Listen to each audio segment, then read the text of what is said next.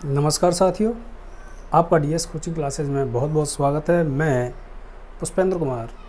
तो आइए हम पढ़ते हैं प्रश्नावली 1, कक्षा 10वीं की गणित की प्रश्नावली 1, जिसमें दिया गया है कि निखिलम विधि से भाग कीजिए। तो साथियों मैं बता दूं कि निखिलम विधि की सर्वप्रथम शर्त जो होती है कि उसके भाजक में प्रत्येक अंक 5 से बड़ा होना चाहिए। ये हमें ध्यान रखना है कि जब हम पढ़ेंगे कि भाजक का प्रत्येक अंक 5 से बड़ा होना चाहिए, होता है। भाजक का प्रत्येक अंक 5 से बड़ा होता है। यदि छोटा होता तो हम इसको सूत्र परावर्त्य योजित विधि में जब भाग करते हैं उसमें काम आएगा, यदि 0 से 4 तक है तो। आइए, 1245 में भाग देना 97 का, 311 में भाग देना 8 का, 1013 में भाग देना 88, यानी कि प्रत्येक अंक इसका 5 से बड़ा है। ये ठीक है, हमारी शर्त पूरी होती है, भाजक का प्रत्येक अंक 5 से बड़ा होता है। इसके बाद में हमको आवश्यकता पड़ती है एक आधार की। साथियों ध्यान रखना, वैदिक गणित में हमेशा हम आधार 1, 10, 100, 1000 या फिर 10,000 यानी कि 0 की जो संख्याएं आती हैं उनमें हम मानते हैं। ऐसा नहीं होना चाहिए 0 इनमें भी आता है भैया। अगर हम 1245 लिखा हुआ है, कोई छात्र बोले कि सर 1240 ले सकते हैं या 1250 ले सकते हैं, जबकि ये गलत होगा। 0 वाले तो ये भी हैं, लेकिन ये नहीं लेनी है।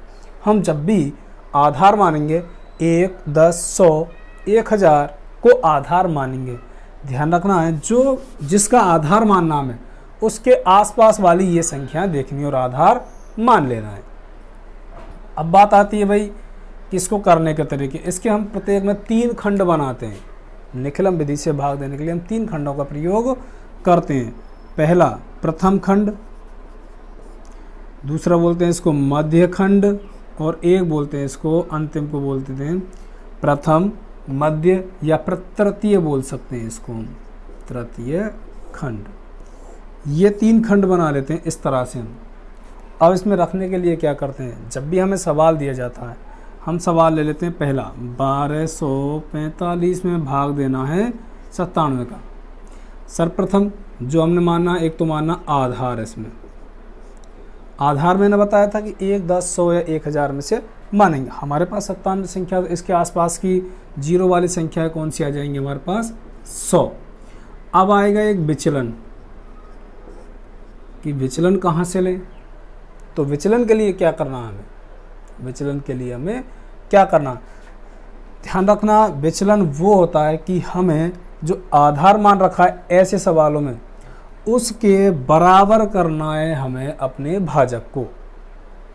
अर्थात 100 आधार है, 97 हमारा भाजक है, इसको 100 बनाने के लिए कितने की आवश्यकता और पड़ जाएगी, हमें 3 और चाहिए। तो विचलन हो जाएगा हमारा 3, या कहें 100 में से 97 घटाएंगे तो कितने आ जाएंगे, 3। या ऐसे निकाल सकते हैं हम, 100 में से 97 घटा दिए तो कितने आ जाएंगे, 3। ध्यान रखना, जितने तुम्हारे भाजक में अंक हैं उतने ही अंक हम विचलन में लेंगे। केवल हमारा 3 आता, लेकिन आगे रखने से, आगे 0 रखिए तो अंक तो हो गए कितने, 2, और रहा कितना है 3 का 3। जितने भाजक में अंक उतने ही हम विचलन में अंक लेंगे। आइए करते हैं। तो जो भाजक है उसको रखेंगे हम यहाँ पर प्रथम खंड में। अब जितने भाजक में, या फिर कहें कि आधार में जितनी शून्य हैं उतने ही अंक भाज्य से तृतीय खंड में रखेंगे। अंतिम से देखते हैं, 2 0 है हमारे पास में, तो 2 ही अंक रखेंगे, 4 और 5। अब बचे हमारे पास में 1 और 2, यानी कि 12 बच गया। अब करते हैं भाई सवाल को। 97 हमारा था भाजक, 03 क्या है हमारा, विचलन। इसको विचलन भी लिखेंगे, विचलन के उसमें लिख देंगे। क्यों, क्योंकि हमें ये आधार के बराबर बनाना है। 97 और 3 हो जाएंगे 100, आधार के बराबर बनाना है। अब निखिलम विधि से भाग करने के लिए सबसे सरलतम करना क्या, हमें 1 को 1 उतार दिया। अब 1 0 और 1 दिया 3 इस तरह से, यानी दोनों अंकों में दे दिए। या फिर 3 का अगर हम गुणा करते 3 गुणा 1 तो भी कितना आता 0 3। प्रत्येक अंक के नीचे एक ही अंक लिखना, 2 के नीचे 0, 4 के नीचे 3। अब ये उतार लिया, अगली संख्या को भी ऐसे उतारेंगे, 2 और 0 जोड़ेंगे कितना आ जाएगा 2। अब 2 का फिर वापस से गुणा करना, 2 का 0 से करेंगे 0 और 2 तिया 6, इस तरह से कर लेंगे भाई। करेंगे तो इन्हें जोड़ेंगे, 5 और 6 11, हासिल लगी 1, 1 और 4 5, 5 और 3 8। अब जो मध्य में आता है भाई ये होता है हमारा भागफल, और अंतिम जो तृतीय खंड में आता है उसको बोलते हैं हम शेषफल। चलिए अगले सवाल पर चलते हैं। सवाल नंबर 2 दे रखा है 311 में भाग देना है 8 का। 311 में भाग देना 8 का, भाजक का प्रत्येक अंक कितना हो गया 5 से बड़ा। सर निखिलम विधि यानी कि 5 से बड़ा अंक, तो सबसे पहले मानते हैं भाई आधार। आधार कैसे मानते हैं, मैंने बताया कि जो भाजक है उसके पास वाली 1, 10, 100 या 1000 में से कोई संख्या देखनी है, तो इसके आधार कितना आ जाएगा 10। और विचलन की बात करते हैं तो विचलन आ जाएगा 10 में से 8 घटा दिया तो 2, यानी कि आधार के बराबर 8 और 2 10 करेंगे, आधार के बराबर हो जाएगा। अब जमा लेते हैं सीधा सीधा। अब हमें बार बार कोई खंड लिखने की आवश्यकता नहीं होनी चाहिए। पहले खंड यानी कि ये बना लिया भाई, इस तरह से बना लेंगे। और पहले खंड में लिख देंगे हम भाजक। भाजक कितना हमारा 8, 8 एक अंक है तो वहाँ लिख दिया 1, और बचे कितने हमारे 31। इतना लिखने के बाद में अब हमें विचलन लिखना। विचलन कितना था हमारा 2, पहला अंक जैसा वैसे ही उतार लेंगे, 3 का 3। अब 3 दूनी 6, अब 3 दूनी 6, इन दोनों को फिर पुनः हम जोड़ देंगे, 1 और 6 कितने हो गए भाई 7। 7 का फिर वापस से हम गुणा करेंगे, 7 दूनी 14। ध्यान रखना ये एक अंक नहीं आया, दोनों आए, 7 दूनी 14। जोड़ते हैं भाई, 1 और 4 5, 1 का 1, कितना आ गया 15। तो ये कितना हो जाएगा भागफल, और ये कितना हो जाएगा शेषफल। लेकिन एक बात और भी ध्यान रखनी है कि भाजक से कभी भी शेषफल बड़ा नहीं होता है। अगर ऐसी स्थिति आ जाती है तो 8 का एक बार पुनः हम भाग दे देंगे भाई, इसमें 8 का भाग एक बार और दे देंगे। किस तरह से, 8 एकम 8, कितनी बार गया इतनी, क्योंकि ये भागफल है तो भागफल की जगह पे 1 आ गया, 7 और 1 8, 3 का 3, यहाँ घटा दिया, 15 में से 8 कितने बचेंगे 7। इस तरह हमारा हो गया भाई भागफल तो हो गया 38, और शेषफल हो जाएगा हमारा 7। अगला क्वेश्चन देखते हैं भाई 3, 1013 में भाग देना कितने का 88 का, 1013 में। अच्छा आधार कितना मान लेते हैं इसका हम, आधार मान लिया 100, विचलन मान लेंगे इसका 12, क्योंकि 100 में से 88 गए तो कितने आ जाएंगे 12, 100 में से 88 गए तो कितने आ जाएंगे 12। 3 खंड बना दिए भाई इसके।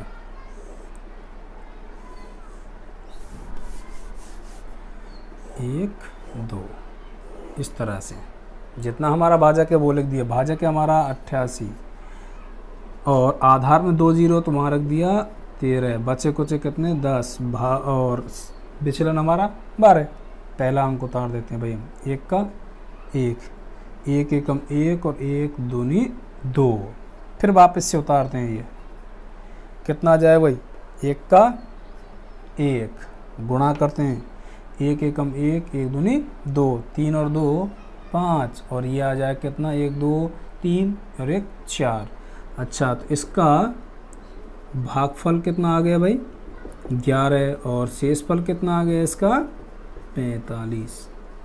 वर्ग ज्ञात करना, 103 का हमें करना वर्ग ज्ञात, तो हम निखिलम विधि से इसका वर्ग ज्ञात करते हैं। निखिलम विधि से जब हम वर्ग ज्ञात करेंगे तो उसका सूत्र क्या होता है भाई, यानी कि संख्या का स्क्वायर निकालेंगे तो सबसे पहले करेंगे हम संख्या, उसके प्लस में कर देते हैं विचलन, संख्या प्लस विचलन ऑब्लिक और विचलन का स्क्वायर, संख्या प्लस विचलन और विचलन का स्क्वायर, संख्या प्लस विचलन ऑब्लिक विचलन का स्क्वायर। हमने दो खंडों में इसको कर लेते हैं भाई। 103 सर्वप्रथम क्या मानते हैं इसका हम आधार। अब बात आती है आधार की, तो आधार की मैंने अभी बताया था कि आधार हमेशा 1, 10, 100, 1000 में से मानेंगे। तो 103 के आसपास की संख्या कौन सी हमारी? 100। अच्छा विचलन, इसमें उल्टा विचलन मानते हैं भाई। जो हमें संख्या दे रखी है उसमें से आधार को घटा देंगे।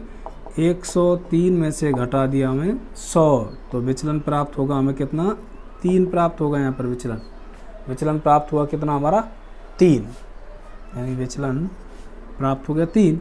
तो हम सूत्र में जमाते हैं। सूत्र दे रखा संख्या प्लस विचलन और विचलन का स्क्वायर। संख्या कितनी है हमारे पास में? यानी कि संख्या प्लस विचलन और विचलन का स्क्वायर, विचलन का स्क्वायर। संख्या दे रखी है हमें 103, विचलन आ गया हमारा 03 ऑब्लिक विचलन का स्क्वायर 03 का स्क्वायर। ध्यान रखना जितनी हमारे आधार में 0 उतने ही हम खंडों में, प्रत्येक खंड में अंक उतने ही लेंगे। 03 को हो जाए कितना? 3 3 9, 103 और 3 कितने हो जाएंगे टोटल? 106, 10609। इसको ऐसे के ऐसे उतारेंगे। प्रत्येक खंड में उतने ही अंक लेने हैं जितने हमारी आधार में शून्य हों। तो आधार में हमारे 2 शून्य है, तो प्रत्येक खंड में ले लिए हमने 2 अंक। अब ये अंतिम अंक, ये अंतिम खंड था, तो इसमें प्रत्येक यानी कि सभी अंकों को ले लेंगे। अब आता है 95, इसका आधार मानते हैं भाई। आधार मान लिया इसका 100। अब विचलन की बात आती है, तो विचलन मानेंगे 95 में से 100 घटाएंगे तो कितने आएंगे? -5, 05 माइनस के 5 आ जाएंगे भाई इसके। संख्या प्लस विचलन, संख्या कितनी दे रखी है हमें? 95, विचलन कितना? -5 ऑब्लिक और विचलन का स्क्वायर -5 का स्क्वायर, 25 माइनस क्या आ जाएंगे? 25। ध्यान रखना चाहे माइनस संख्या हो या फिर प्लस संख्या हो, चाहे तो माइनस हो या फिर प्लस हो, संख्या कैसी वो उसका वर्क करते हैं तो सभी वो क्या आते हैं? प्लस में आते हैं भाई। 95 में से 5 गए तो कितने बचेंगे? 90। अरे भाई 95, ये प्लस और माइनस, प्लस और माइनस का गुणा करते हैं तो क्या आएगा? माइनस। माइनस आएगा तो 90। 95 में 5 गए तो कितने बचेंगे? 90। अंक कितने चाहिए प्रत्येक खंड में? 2। 25 का 25 और ये आ जाएगा 90, यानी कि 90 25। इसका आंसर आ जाएगा 90। आइए सवाल नंबर 6 और 7, हमारा वर्ग ज्ञात करना चल रहा है इसमें। तो इससे पहले जो सवाल आए थे 4 और 5 सवाल में क्या था कि हम आधार मानकर हम सीधे संख्या प्लस विचलन और विचलन का स्क्वायर के द्वारा कर रहे थे। लेकिन यहाँ पर हम देखते हैं 204 और 225 है, तो ये आधार से हमारे से बहुत दूर ही ये संख्या जा रही है, तो इनका मानते हैं उपाधार। अब उपाधार किसे कहते हैं वो भी समझाता हूँ भाई, लेकिन इसका सूत्र लिख देता हूँ सबसे पहले। यदि हमें किसी संख्या का वर्ग ज्ञात करना, वो भी निखिलम विधि से, और उपाधार मानने की स्थिति आ जाए, तो सबसे पहले क्या करते हैं भाई? उपाधार अंक। उपाधार अंक कोष्टक में वही संख्या प्लस विचलन, संख्या प्लस विचलन, और लास्ट में वही करते हैं हम विचलन का स्क्वायर। सूत्र वही है, केवल आगे क्या जोड़ दिया इसमें? उपाधार अंक जोड़ दिया भाई। अब जब उपाधार अंक जोड़ दिया तो ये निकालना भी पड़ेगा इसमें। हाँ, तो मानते हैं, सबसे पहले मान लेते हैं भाई इसमें आधार। अब आधार क्या माने गुरुजी? भाई आधार तुम्हें वही मानना है, इसके आसपास की संख्या कौन सी है? 100, तो आधार मान लिया 100। अब बात आएगी उपाधार की। उपाधार ऐसी संख्याएं माननी है जो 100 के तो गुणज में हों, लेकिन इसके आसपास की 0 वाली संख्या हो। अगर हम 2 से गुणा कर दें तो कितना आ जाएगा भाई? 200 आ जाएगा, तो 2 से इसका हो जाएगा उपाधार।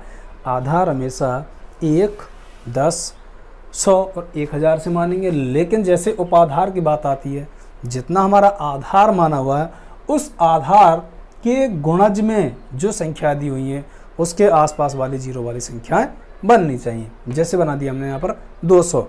अब आएगी उपाधार अंक, क्योंकि हमें उपाधार अंक की आवश्यकता है। तो उपाधार अंक ध्यान रखना, जो उपाधार होता है उसका पहला अंक ही हमारा क्या होता है भाई, उपाधार अंक होता है। अब निकालेंगे हम विचलन। जब हमारे पास में आधार था तो आधार को घटाते थे, लेकिन अब हमारे पास उपाधार आ जाता तो उपाधार में उपाधार को घटाएंगे, यानी कि संख्या माइनस उपाधार। संख्या कितनी हमारे पास में 204 माइनस उपाधार कितना मान लिया हमने 200। तो विचलन कितना प्राप्त हो जाएगा हमें, 4 प्राप्त हो जाएगा हमें विचलन। 4 प्राप्त हो गया हमें विचलन। रखो सूत्र में उसी में उपाधार अंक कितना मान लिया भाई हमने 2। कोष्टक संख्या कितनी हमारे पास में 204, विचलन कितना आ गया हमारा 4 ऑब्लिक विचलन का स्क्वायर। अच्छा हल करते हैं भाई हम, 2 का 2 गुणा 204 और 4 मिलाएंगे तो कितने हो जाएंगे 208। ध्यान रखना है कि अगर कोष्टक है, कोष्टक के बाहर कुछ भी चिन्ह नहीं है तो उसको हम गुणा मानते हैं। ऑब्लिक 4 चौका 16, 2 का गुणा करेंगे कितना आ जाएगा भाई 2 8 16 और 2 दूनी 4, 416। ऑब्लिक ये ऑब्लिक लगा हुआ और ये 16, यानी प्रत्येक खंड में अब हमें कितने अंक लेने हैं भाई, ये ध्यान रखना केवल कि आधार में जितनी जीरो उतनी अंक लेने हैं। 2 जीरो हैं तो 2 ही अंक लेंगे, यानी कि 16 और ये ले लिया यहाँ पर 416 को 16 कंप्लीट हो गया 416 इसका आंसर। इसी तरह इसमें देखते हैं भाई 225 आधार क्या मान लें, इसमें मानेंगे हम कितना 100, उपाधार मानेंगे 200।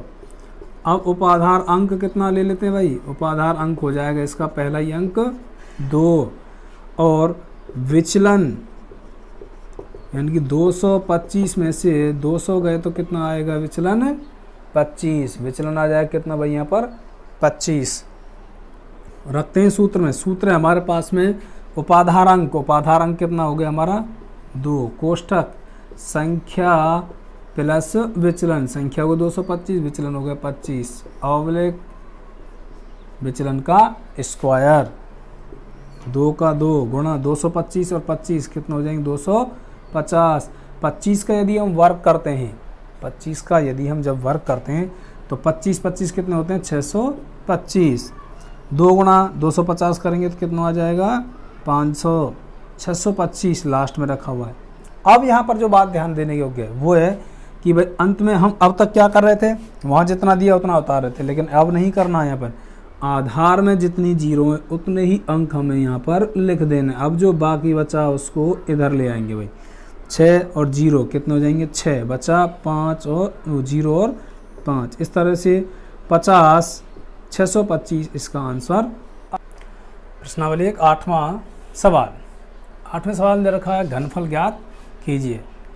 जैसे हमारे पहले सवाल चल रहे थे भाई कि आधार मानना, उपाधार मानना और विचलन मानना, वही चीज़ें सारी इसमें भी। संख्या अगर हम घनफल ज्ञात करते हैं निखिलम विधि द्वारा तो घनफल ज्ञात करने का सूत्र है संख्या प्लस 2 गुणा विचलन ऑब्लिक 3 इंटू विचलन का स्क्वायर और ऑब्लिक विचलन क्यूब, यानी 3 खंडों में भाई 1 2 और 3। ऊपर वाला आधार मानकर यदि किसी संख्या में उपाधार मानने की आवश्यकता हो जाए तो हम इस सूत्र को लगाते हैं।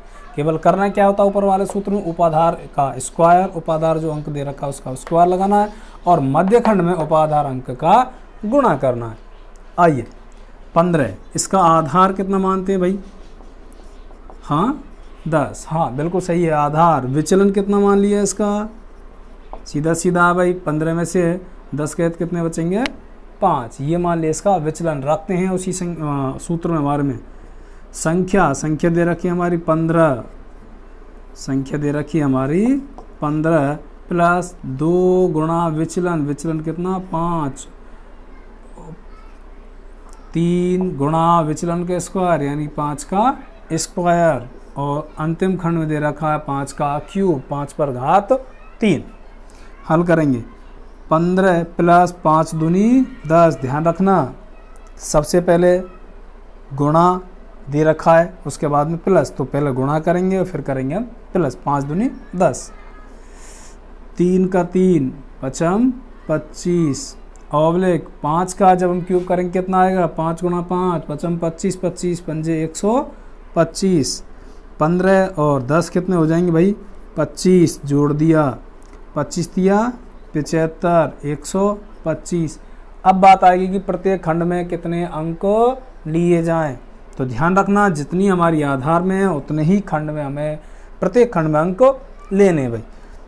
एक लेना केवल, ये ले लिया 5। अब भाई 2 चला गया इसके नीचे, 2 और 5 कितने हो जाएंगे 7। अब बचा 1, 7 और यहाँ चला जाएगा भाई, 1 और 7 हो जाएंगे 8, 8 और 5 कितने हो गए 13, यहाँ से लगी 1 और 2 कितने हो जाएंगे यहाँ पर 3। इस तरह से नहीं जोड़ पाते हैं तो क्या करेंगे, जितना हमारा अंतिम अंक में दे रखा है 125, अब करना क्या है कि जितनी आधार में 0 उतना ही अंक पीछे छोड़ते चले जाएंगे। अब दे रखा 75, फिर छोड़ देंगे, फिर लिख लेंगे यहाँ पर 25। अब इसको जोड़ देंगे, 5 का 5, 2 और 5 7, 8 और 5 13, हासिल 1 और ये भी 13। तो इस तरह भी ज्ञात कर सकते हैं। ध्यान रखना ये सरलतम विधि है, ये भी दोनों भी सरलतम विधि। थोड़े प्रैक्टिस करेंगे तो ये लाना भाई तुम्हें जल्दी से जल्दी। अगला सवाल देखते हैं 91। इसका आधार कितना मान लिया, इसका आधार मान लेते हैं क्योंकि 100 के आसपास है 100। अब विचलन ज्ञात करेंगे तो विचलन कितना आ जाएगा, बता सकता है कोई भी। 91 में से 100 गए तो कितना आ जाएगा -9। यदि माइनस का आता तो माइनस ही लिखेंगे हम, संख्या में से हमें आधार घटाना होता है भाई। विचलन भी आ गया, सूत्र में रख के देखते हैं। संख्या कितनी दे रखी है हमारी 91 प्लस 2 गुणा विचलन कितना हमारा -9 ऑब्लिक 3 गुणा विचलन -9 का स्क्वायर और वहाँ दे रखा है -9 का क्यूब घात 3। हल करते हैं भाई 91 का 91। अब 2 गुणा 9 करेंगे तो कितना आएगा, 9 दूनी 18, लेकिन ये माइनस और ये प्लस, माइनस और प्लस गुणा करेंगे क्या आ जाएगा माइनस, तो 9 दूनी 18। 3 गुणा 9 चाहे माइनस हो प्लस हो, वर्क करने पर सब प्लस ही आते हैं, 9 नाम 81। अब इसका करते हैं भाई 9 का क्यूब करते हैं। 9 की घात 3 का मतलब हो जाता है 9 गुणा 9 सभी माइनस में, तो इसका कितना आएगा 729। लेकिन किस में, माइनस में, क्योंकि माइनस से गुणा किया प्लस, फिर प्लस से गुणा करेंगे माइनस का तो क्या आ जाएगा माइनस में, -729। 91 से 18 घटाएंगे भाई, कितने आ जाएंगे यहाँ पर 73 ऑब्लिक 81 गुणा 3 करते हैं, 3 एकम 3 और 3 अट्ठे 24, 243 माइनस के 729। ध्यान रखना माइनस की कभी भी संख्याएं में नहीं लिखी जाती हैं। अब हम लेते हैं भाई हासिल। अब हासिल लेने का तरीका क्या होता है, देखो अगर हम सामान्य जोड़ते हैं तो 1 का मतलब 10 होता है भाई, लेकिन यहाँ से जैसे इधर कोई भी अंक ले जाएंगे तो जितना तुमने आधार माना है उतने ही जाएंगे यहाँ पर। यदि यहाँ से 1 ले जाते हैं तो 1 का मतलब हम 100 इधर को जा रहे हैं, लेकिन 100 में से ये नहीं घटेगा। 729 है तो कितने में से घटेगा भैया, हाँ 800 में से, तो इसका मतलब 8 अंक चाहिए यहाँ से। अच्छा यहाँ से हम ले गए 8 अंक, 73 का 73 और यहाँ 8 चले गए तो कितने हो जाएंगे 235। यहाँ 800 में से घटाना है कितना 729, क्योंकि यहाँ से ऐसे ही जाती है तो 800 में से घटाएंगे अब इसको, कितने आ जाएंगे 73 का 73 235। 800 में तो यानी कि 10 में से 9 गए तो 1 और 9 में से 7 2 गए तो कितने आ जाएंगे 7, 7 में 7 0 71। अब तो मैं जोड़ कर लिखना भाई, आधार में कितनी जीरो हमारे पास 2, तो प्रत्येक खंड में पीछे से ही 71, यहाँ 2 केवल, ये 2 इसमें जुड़ जाएगा 3 2 5 यानी कि 75 35 71 इसका आ जाएगा आंसर। मैं दूसरे तरीका से और बताया था इनको जोड़ना भाई, 71 को 71 लिख दिया। अब करना क्या तुम्हें, अब 1 अंक छोड़ना है 2 अंक छोड़ने, 2 क्यों, क्योंकि आधार में कितनी जीरो हमारी 2, दोनों के दोनों अंक छोड़ दिए। फिर लिख देते हैं कितना 35 यानी कि 2 5 और ये लिख दिया, ये दोनों अंक छोड़ दिए, फिर लिख देते हैं हम 3 और ये इस तरह से 71, 35 और ये हो जाएगा 5 और ये 7, 75। सवाल नंबर 10 और 11। अच्छा, इससे पहले जो हमारे सवाल आए थे 8 और 9, उनमें केवल क्या था, हमारा आधार था। लेकिन अब 32 के आसपास देखें, 10 भी ज़्यादा दूर है और 100 भी दूर है। अगर ऐसी स्थिति आती है तब हम क्या करेंगे, इनका मान लेते हैं उपाधार। उपाधार मानने के लिए मैंने बताया था कि भाई आधार मान लिया, कितना इसका 10। अब उपाधार मानने की बात आई, उपाधार जब मानते हैं तो 10 के गुणज लेना चाहिए, कहाँ तक, जो संख्या दे रखी है उसके आसपास की 0 वाली तक। यानी हम लें 3 गुणा 10 तो कितना हो जाएगा 30। हम सीधा सीधा भी लिख सकते हैं, गुणा करने की कोई आवश्यकता नहीं है। 30 इसके आसपास वाली संख्या है। अच्छा, अब ले लेते हैं हम क्या, इसका उपाधार अंक। उपाधार अंक कितना हो जाएगा, हाँ बिल्कुल सही बात है, ये 3 हो जाएगा भाई, उपाधार अंक आ गया। अब ले लेते हैं विचलन। विचलन यानी कि संख्या में से उपाधार घटा दिया तो कितना आ जाएगा हमारा 2। रखते हैं सूत्र में, ध्यान रखना जब उपाधार की बात आएगी तो उपाधार में ये सूत्र लगाना है। करना क्या, उपाधार अंक का स्क्वायर। उपाधार अंक कितना हमारे पास में 3, तो इसका मतलब 3 का स्क्वायर। फिर संख्या दे रखी है हमारी 32 प्लस 2 गुणा विचलन। विचलन कितना आ गया 2। और अगले में देखते हैं उपाधार अंक, यानी कि 3 गुणा विचलन का स्क्वायर। विचलन हमारा 2 और इसका स्क्वायर विचलन का फिर आएगा क्यूब। करते हैं भाई, 3 तिया 9, 32 और 2 दूनी 4, 3 तिया 9 गुणा 2 दूनी 4, 2 का क्यूब करेंगे तो कितना आ जाएगा भाई 8। 9 गुणा 32 और 4 36, 9 चौके 36, 8 इन दोनों का और गुणा कर देते हैं भाई, कितना आएगा 9 छक्की 54, हासिल लगी 5, 9 तिया 27 और 5 32 ओब्लिक 36 ओब्लिक 8। अब प्रत्येक खंड में कितने अंक लेने भाई, अभी हमारी बात चल रही थी प्रत्येक खंड में कितने अंक लेने, तो ध्यान रखना आधार में जितनी 0 हैं उतने ही अंक हम लेंगे। तो इसमें प्रत्येक खंड में अंक लेना है हमें 1-1, यानी 8 का 8 उतार दिया, यहाँ उतार लिया 6, 3 चला गया इधर, 3 और 4 कितने हो जाएंगे 7, 2 3, 32,768। ऐसे ही हम यहाँ मान लेते हैं भाई 208। अच्छा, आधार कितना मान लें इसका, आधार मान लिया कितना 100। उपाधार मान लेते हैं भाई इसका, उपाधार मान लेते हैं इसका अब हम 200, क्योंकि 200 आसपास है इसकी 0 वाली संख्या है। और उपाधार अंक कितना मान लें 2, हाँ। और विचलन कितना आ जाएगा भाई इसका 8। इस तरह हम सीधा सीधा कर लेंगे, बार बार ये इतनी प्रक्रिया नहीं करेंगे। अब सबसे पहले हमारा सूत्र क्या, उपाधार अंक का स्क्वायर। उपाधार अंक कितना हमारा 2, इस 2 का स्क्वायर संख्या प्लस 2 गुणा विचलन। विचलन कितना हमारा 8। उसके बाद में लगा देते हैं ऑब्लिक। ऑब्लिक लगाने के बाद में क्या होता है उपाधार अंक, यानी उपाधार अंक कितना हमारा 2 गुणा 3 विचलन का स्क्वायर, यानी कि 8 का स्क्वायर और विचलन का क्यूब। विचलन का स्क्वायर और विचलन का क्यूब। इस तरह से हम कर लेंगे भाई। हल करते हैं इसको, 2 दूनी 4, 208 प्लस 8 दूनी 16। अगले हल कॉमा इसमें करते हैं, 2 तिया 6 गुणा 6 8 8 64। 8 का क्यूब करेंगे तो कितना आ जाएगा भाई 512 बराबर 4 गुणा 216। और जब इसको जोड़ेंगे 208 और 16 जोड़ेंगे कितना आ जाएगा 224 गुणा 6 चौके 24, 6 छंगा 36 और 2 38, 512। इनका गुणा करते हैं भाई, 4 चौके 16, 4 दूनी 8 और 9 और 4 दूनी 8, 384, 512।